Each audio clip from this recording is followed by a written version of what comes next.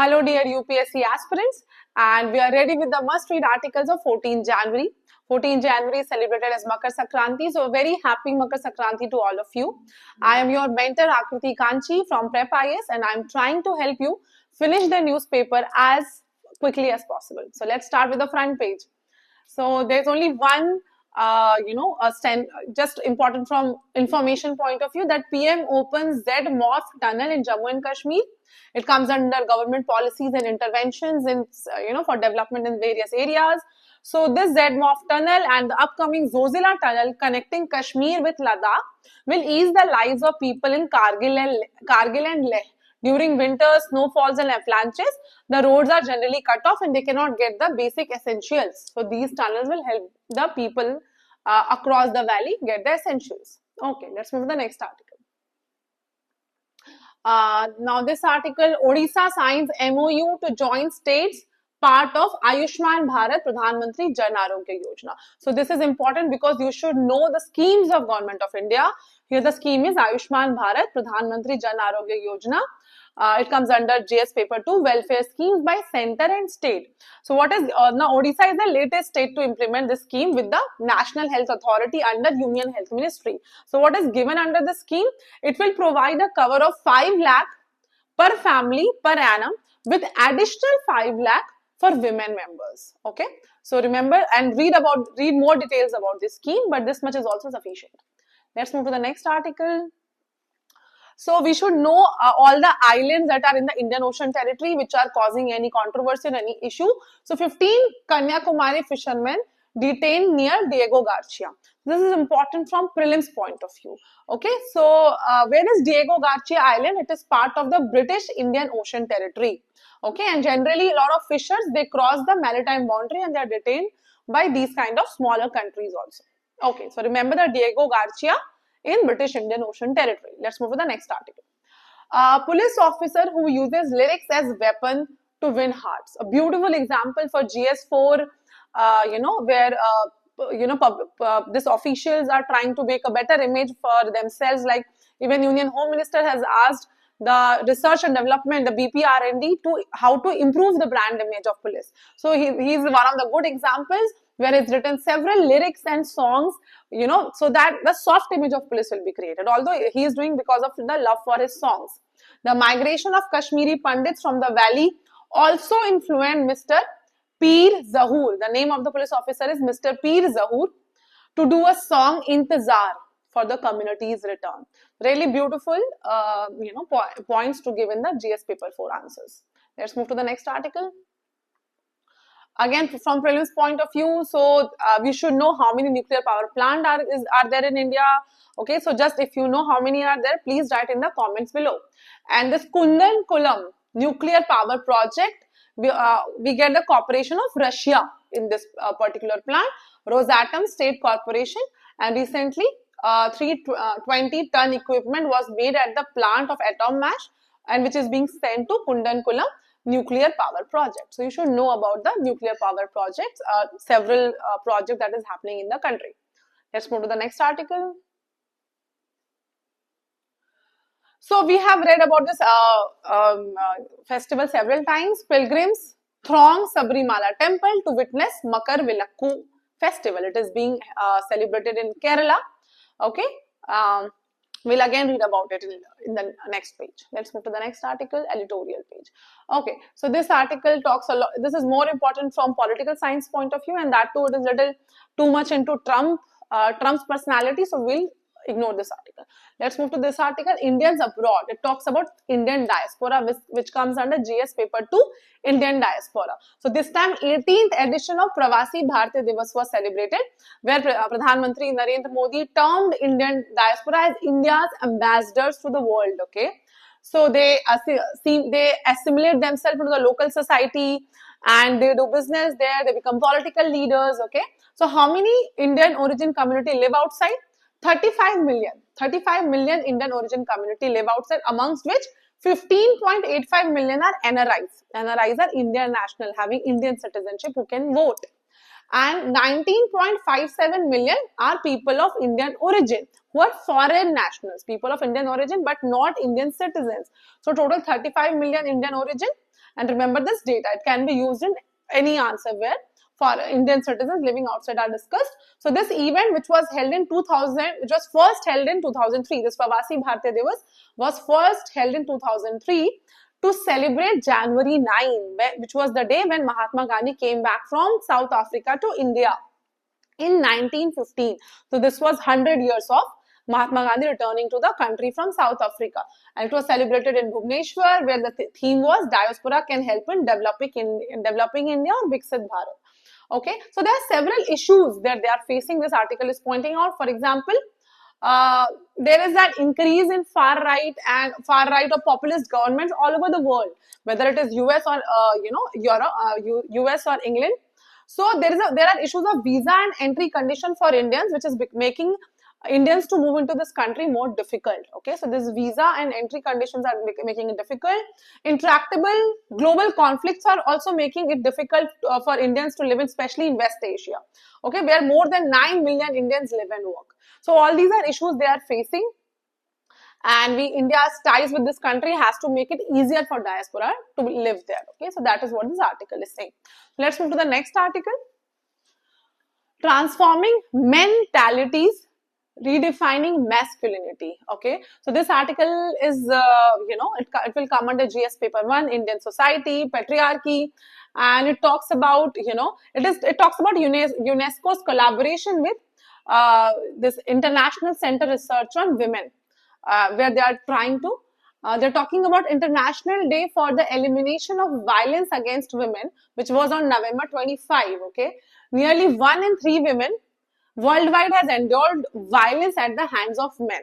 But the article is saying if men are the perpetrators, men will become a huge agents of change also in this area. Okay, so they have to be direct and proactive agent there.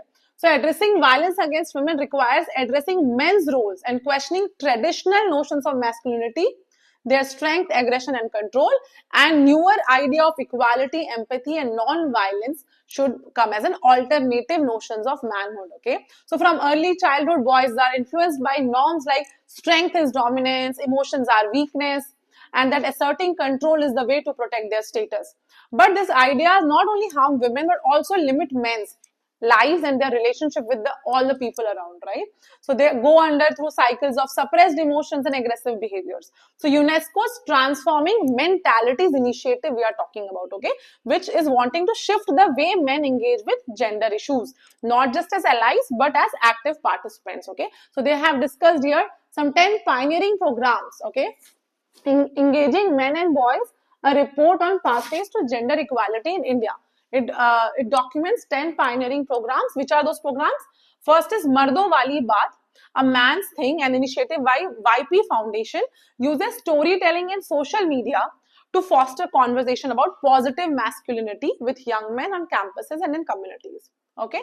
Next is Gender Equity Movement in Schools, GEMS, where the collaboration between ICRW, which is International Center for Research on Women, and Department of Education in the state of Rajasthan, where there is interactive classroom activities to help adolescent boys see the harm in toxic masculinity and adopt more equitable gender attitude. Right? There's other few schemes mentioned, 𝐷𝐿𝐴, caring for each other, Hamari Shadi.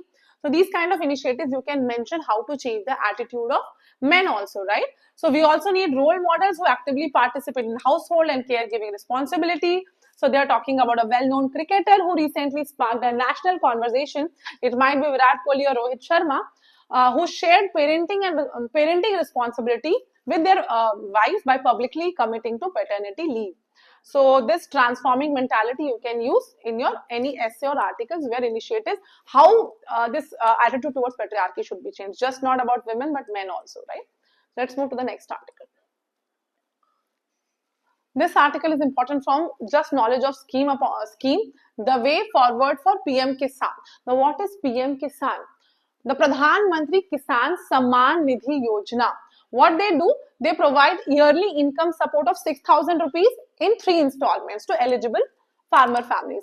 Earlier in 2018, it was originally intended for small and marginal families, but it later on included all the farmers who owned land. But the problem here is, when it was at the time of expansion, The scheme was supposed to have 87,000 crore disbursement and was supposed to touch 14.5 crore beneficiaries. But till date, it has not been able to do that. Only 70,000 crore they have been able to disburse, and around 9 crore beneficiaries have been able to benefit from it. Okay, so this is one of the problems, and it talks about that the government should also incentivize those farmers who are efficiently using water, efficiently using other inputs like fertilizer during production. So that will make even a it will create a better behavior. It will bring a behavioral attitude changing scheme also it will become. Okay, so that is the suggestion of the article. Let's move to the next article. So yeah, this rat hole mining is going on from a long time. Why the practice continues in spite of its hazards, right? So Supreme Court has asked this question from Union government in 2019 that whether rat hole mines could possibly operate in the Northeast Hills without the connivance of officials. So top court was questioning the officials why they are not being able to control it. So if they are also part of it, right? So this question has not been answered till date. And so what is rat hole mining? It is of two types. One is digging tunnels of 3 to 4 feet deep. The second is digging circular tunnel of at least 5 square meter up to a depth of 400 feet. So NGT has banned all kind of it in April 2014. So rat hole mining has been banned by NGT because several issues. But why this issue comes in Northeast? Because in all other part of the country, wherever coal was there, it was nationalized by the government of India. So it came under the government of India and no person individually was owning it. But Meghalaya comes under 6th scheduled state, where Coal Mines Nationalization Act does not apply, right? So it was not possible. So the landowners of that land were the owner of the resources of coal also. Okay, so coal mining boomed after Meghalaya attained statehood in 1972. Okay, then what was the issues became big. But there should be more advanced drilling machines, but because of expenses, the mine owners did not spend so much. So it's not just the rat hole, the safety and health, but the environmental issue is also a lot of there. Unregulated mining is leading to land degradation, deforestation, water with high concentration of sulfates, iron and toxic heavy metals, low dissolved oxygen, and high biological oxygen demand. Two rivers, 𝐿𝑢𝑘ℎ and Mintu, also became too acidic to sustain aquatic life. Okay, so these factors led to NGT banning it.